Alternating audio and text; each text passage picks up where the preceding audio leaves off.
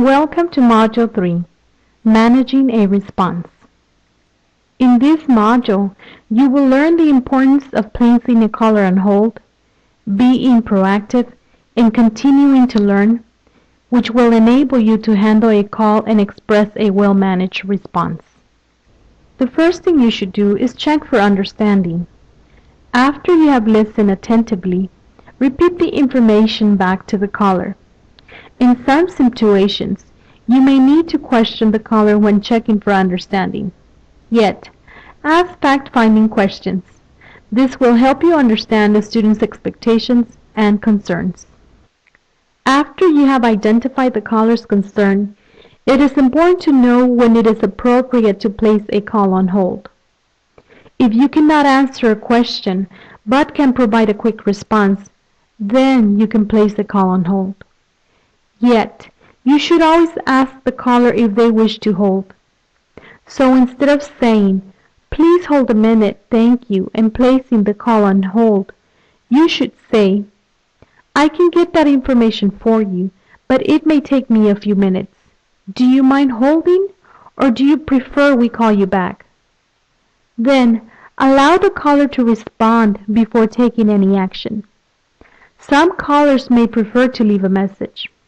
However, if you do place a call on hold, make sure you respond frequently to the caller.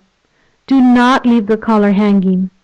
Some situations may take you longer than expected to get an answer.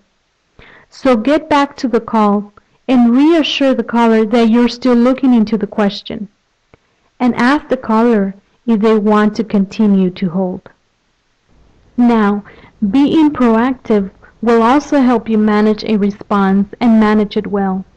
So be proactive and do more than what is expected from you. Go the extra mile. What exactly do I mean? For instance, if a student calls to inquire about his financial aid, do not give a simple yes or no response. You can improve your service by giving them additional information that was not requested, such as missing paperwork, loan session dates, or an upcoming deadline.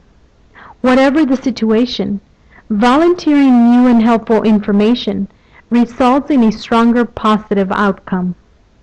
People appreciate those who do a good job and show that they care by going the extra mile. This contributes to the overall effectiveness of our institution. Keeping updated with policies and procedures about the office and the university will also help you manage a response. Learning all you can about the institution and your own responsibilities will make your job easier. Learning a skill and gaining experience also makes you a greater asset to any corporation. If you are a part-time employee, do not think this is not necessary. The personal skills you develop during your part-time employment will prepare you for work later in life. As an employee, you are responsible for your own learning. If you have questions or are uncertain about a topic, ask your supervisor. This will make your job easier. Whether you are a full-time or part-time employee, be committed to your job. The preparation and skills that you gain will allow you to become a more valuable employee.